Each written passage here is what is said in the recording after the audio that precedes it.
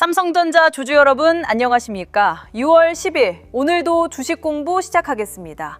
오늘 다뤄볼 주제는 삼성전자의 압도적인 투자 규모입니다. 삼성전자가 지난해 설비 투자와 연구개발에 무려 90조 원을 쏟아부으며 글로벌 반도체 기업 가운데 단연 1위에 올랐다는 소식입니다. 이 숫자가 주가에 어떤 의미를 갖는지 지금부터 짚어보겠습니다.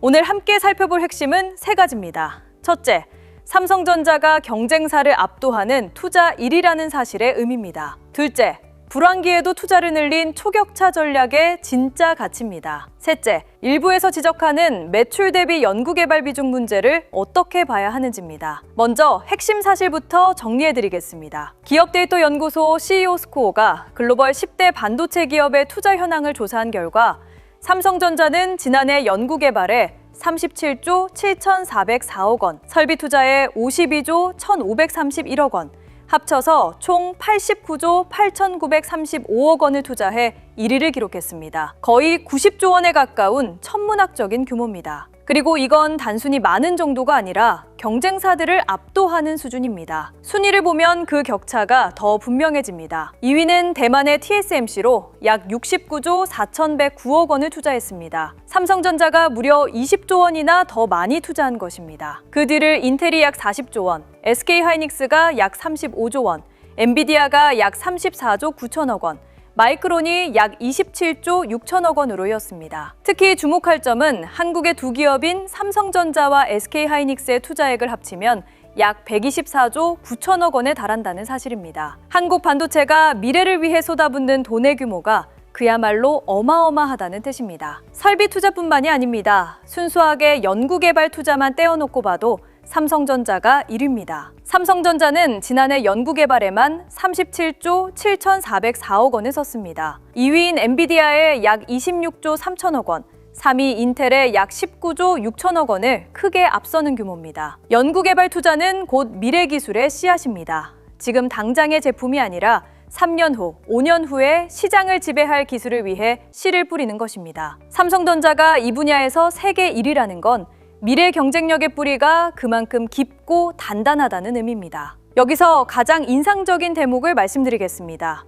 삼성전자의 진짜 저력은 불황기에 드러났습니다. 반도체 업황이 바닥이었던 2023년, 삼성전자의 영업이익은 6조 5,670억 원으로 급감했습니다. 그런데 바로 그해 삼성전자는 무려 88조 8,739억 원을 투자했습니다. 그해 영업이익의 13.5배에 달하는 돈을 쏟아부은 것입니다. 쉽게 말씀드리면 버는 돈이 확 줄어든 위기 상황에서도 오히려 투자를 늘렸다는 겁니다. 보통의 회사라면 돈을 아끼며 움츠러들 때 삼성전자는 정반대로 미래를 향해 더 크게 베팅한 것입니다. 이것이 바로 삼성전자가 말하는 초격차 전략의 실체입니다. 남들이 어려워서 투자를 줄일 때 오히려 더 투자해서 기술 격차를 벌려놓는 것입니다. 생각해보면 이건 매우 영리한 전략입니다. 모두가 호황일 때는 다 같이 투자하니 격차가 잘 벌어지지 않습니다.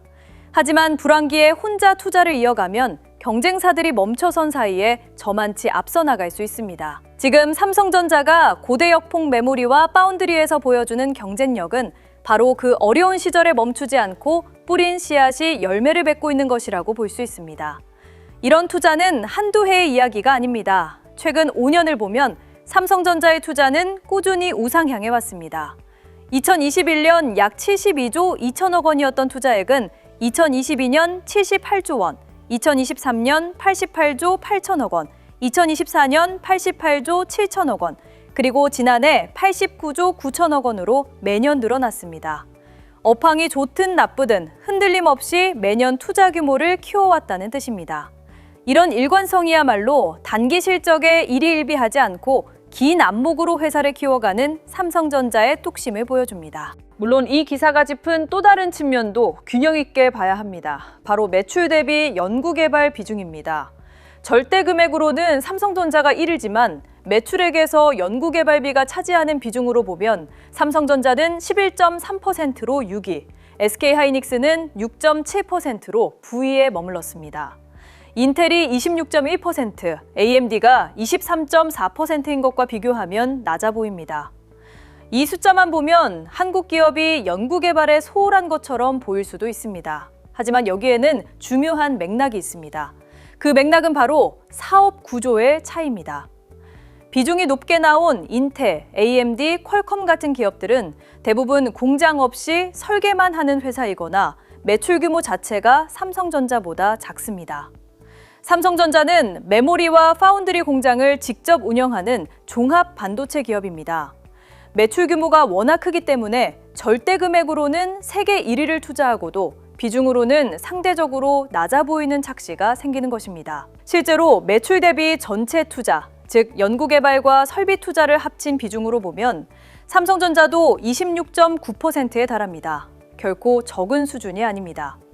비중이라는 한 가지 잣대만으로 판단할 일이 아니라는 뜻입니다. 자, 그럼 이 90조 원이라는 투자가 주주 여러분께 어떤 의미일까요? 투자는 곧 미래의 실적입니다. 오늘 뿌린 90조 원의 씨앗은 몇 년 뒤 고대역폭 메모리와 파운드리, 그리고 첨단 패키징 같은 분야에서 열매로 돌아옵니다. 세계에서 가장 많이 투자하는 회사라는 건 그만큼 미래 실적의 잠재력이 가장 크다는 뜻이기도 합니다. 경쟁사가 따라올 수 없는 규모의 투자, 불황에도 멈추지 않는 뚝심, 그리고 5년간 한결같이 들어온 일관성. 이 세 가지가 삼성전자라는 회사의 펀더멘털을 떠받치는 단단한 토대입니다. 물론 신중하게 봐야 할 점도 있습니다. 천문학적인 투자는 양날의 검이 될 수 있습니다. 매년 수십조 원을 투자해야 하는 반도체 산업의 특성상 만약 업황이 예상보다 나빠지면 그 투자 부담이 단기 실적의 압박으로 작용할 수 있습니다. 또한 최근 반도체 초호황 국면에서 제기되는 대규모 성과급과 이익 분배 논란도 회사 입장에서는 추가적인 부담이 될 수 있습니다. 이런 비용 요인들이 어떻게 관리되는지는 지켜봐야 할 부분입니다. 그러나 이 변수들 역시 부정적으로만 볼 일은 아닙니다. 대규모 투자를 지속한다는 것은 그만큼 회사가 미래 수요에 대해 강한 자신감을 가지고 있다는 신호입니다. 돈을 벌 자신이 없다면 90조 원을 쏟아부을 이유가 없습니다. 성과급 논란 역시 뒤집어 보면 직원들에게 나눠줄 만큼 실적이 좋다는 뜻이기도 합니다. 그리고 그 성과급의 상당 부분이 자사주로 지급되면서 오히려 주가를 떠받치는 효과로 이어지고 있습니다. 좋은 시장일수록 기준이 더 필요하다는 말은 바로 이런 국면을 두고 하는 것입니다. 그래서 지금 이 시점에서 주주 여러분이 챙겨봐야 할 체크 포인트는 4가지입니다. 첫째, 올해 삼성전자의 투자 규모가 90조 원을 또 넘어서는지입니다. 둘째, 그 투자가 고대역폭 메모리와 파운드리에서 실제 성과로 이어지는지입니다. 셋째, 연구개발 투자가 차세대 기술 경쟁력으로 연결되는지입니다. 넷째, 대규모 투자 부담과 성과급 비용이 실적 속에서 어떻게 관리되는지입니다. 지금 시장은 삼성전자에 분명한 메시지를 보내고 있습니다. 세계에서 가장 많이 투자하는 반도체 기업이라는 사실은 단기 주가의 등락과는 비교할 수 없는 깊은 경쟁력의 증거라는 점입니다. 연 90조 원이라는 압도적인 투자, 2위를 20조 원 차이로 따돌린 격차, 불황에도 멈추지 않은 13.5배의 베팅, 그리고 5년간 한결같이 들어온 일관성. 이 모든 것이 가리키는 방향은 하나입니다. 삼성전자가 미래 반도체 시장의 주도권을 놓지 않겠다는 강력한 의지입니다. 가장 많이 씨를 뿌리는 농부가 결국 가장 큰 수확을 거두는 법입니다. 그렇다면 세계에서 가장 많은 90조 원을 뿌린 삼성전자는 과연 몇 년 뒤 얼마나 큰 수확을 거두게 될까요? 그래서 주주분들이 생각하시는 요점은 이겁니다. 오늘 같이 급격히 움직이는 장에서 차트를 어떻게 받아들이느냐, 그 한 가지 차이가 나중에 1년 후, 5년 후의 자산의 결과를 완전히 다르게 만든다는 겁니다. 하지만 지금의 주주분들은 어떠한 기준도 명확하지 않기 때문에 같은 빨간 화면의 차트를 봐도 어떤 분은 도망가시고 어떤 분은 쳐다보자마자 겁에 질려 팔기 급하시죠. 하지만 시간이 지나고 보면 그 기준의 차이가 결국 부의 차이가 됩니다. 이건 제 의견이 아닙니다. 역사가 그렇게 말해왔습니다.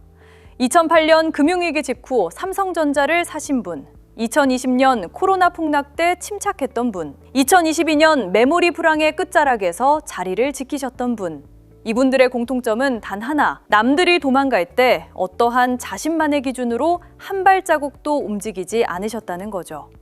역사를 다 같이 한번 살펴보겠습니다. 2018년 11월 삼성전자 주가가 7만 원 아래로 빠졌을 때 시장은 메모리 사이클은 끝났다라고 외쳤습니다. 그런데 그 뒤로 어떻게 됐을까요?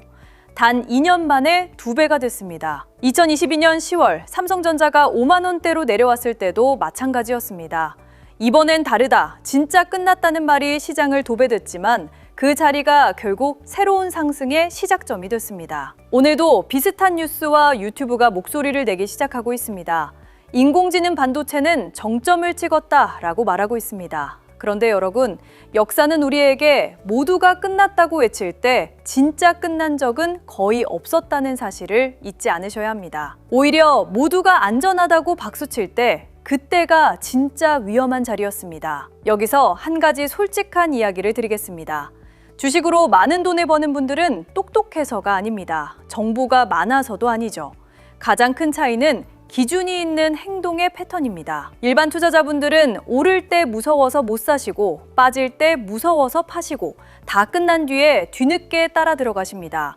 그러는 사이 손실은 쌓이고 기회는 매번 놓치게 되죠. 반대로 기준이 있으신 분들은 오를 때 차분히 지켜보고 빠질 때 조금씩 담으시고 다 회복된 뒤에는 비중을 줄이십니다. 이 차이는 누구나 알고 있는 뉴스나 정보의 차이가 아닙니다. 기준의 차이입니다. 오늘같이 많은 빠르게 변화하고 있는 날, 그 기준을 가지고 계신지 한번 스스로에게 물어보셔야 합니다. 만약 없으시다면 오늘이 바로 그 기준을 만들기 시작할 가장 좋은 시점입니다. 하지만 말씀드린 그 기준, 사실 혼자 만드시기 정말 어렵습니다. 직장일부터 가족까지 챙기시는 분들이 거시경제 지표, 외국인 수급, 글로벌 뉴스까지 하나하나 따라가실 시간이 없으시죠. 그래서 저희 채널에서 투자자 여러분들께 간단한 프로그램을 소개해드리려고 합니다. 이 프로그램은 단순히 종목 하나만 들여다보는 게 아닙니다. 오늘 같은 폭락 국면에서 어떻게 판단해야 하는지, 어떤 신호에 기다리고 어떤 신호에 움직여야 하는지 그 기준을 한 화면에서 정리해드리는 프로그램이죠. 우리나라의 현재 경제 근황, 정치가 경제에 미치는 영향, 그리고 인공지능, AI 보조지표까지 한 번에 볼 수 있도록 만들었습니다. 특히 이 AI 보조지표는 이 종목 사세요가 절대 아닙니다. 종목의 추세가 살아있는지, 거래량이 붙고 있는지, 수급은 어떻게 흐르는지, 지금이 시장이 관심을 보이는 구간인지 아니면 빠지고 있는 구간인지를 가늠해주는 나침반이라고 생각하시면 됩니다. 많은 분들이 편하게 사용하실 수 있도록 최대한 직관적으로 만들었지만 프로그램을 처음 사용해 보시는 분들도 어렵지 않게 사용하실 수 있도록 프로그램 사용 설명서도 함께 보내드리겠습니다. 프로그램에 들어간 AI 보조지표는 현재 국내 주식시장, 즉 국장의 흐름에 맞추는 확률이 만들어져 있습니다. 이 영상을 보고 계신 여러분께서 베타 테스트에 참여해 주시면 한 분 한 분의 사용 기록이 이 AI에 더 정교하게 국장의 흐름과 패턴을 읽어낼 수 있게 돼요. 사람이 많아질수록 시간이 흐를수록 국장을 맞추는 확률은 점점 올라가게 되는 시스템입니다. 그래서 지금 베타 테스트에 함께 해주시는 분들이 가장 큰 혜택을 보시게 될 가능성이 큽니다.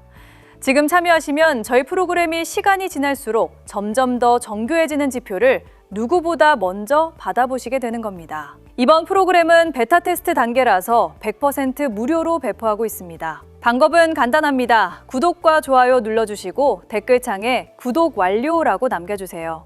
그리고 더보기란이나 댓글창의 신청 페이지 링크를 통해 성함과 연락처만 적어주시면 방금 말씀드린 프로그램과 인공지능 보조지표 사용 설명서까지 한꺼번에 보내드립니다. 또 많은 분들의 후기와 프로그램에 각자만의 꿀팁이 담겨있는 텔레그램 공유방이 있으니 공유방에도 들어오셔서 후기와 정보를 공유해 가시길 바라겠습니다. 오늘 같은 날 가만히 있는 분과 자기만의 기준을 만들기 시작하는 분, 1년 뒤 이 두 분의 결과는 완전히 다를 겁니다.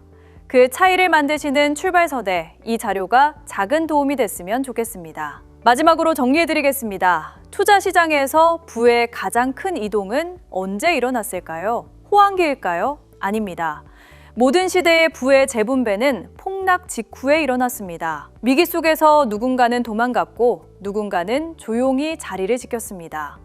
그리고 그 결과는 1년, 3년, 5년 뒤에 분명히 나뉘었습니다. 지금 이 삼성전자 자리도 다르지 않습니다. 오늘 누가 어떤 선택을 하느냐가 몇 년 뒤 누가 어디에 서 있을지를 결정하게 될 겁니다. 여러분이 어느 쪽에 서고 싶으신지 오늘 한번 스스로에게 물어보셔야 할 때입니다. 그리고 답이 정해지셨다면 지금 그 한 걸음을 떼시는 게 시작입니다. 다음 영상에서는 오늘 같은 패닉 장세가 진정된 뒤 어떤 종목들이 가장 먼저 반등 신호를 보내는지, 그리고 그 시점에 무엇을 봐야 하는지 구체적으로 짚어드리겠습니다. 시청해주셔서 감사합니다.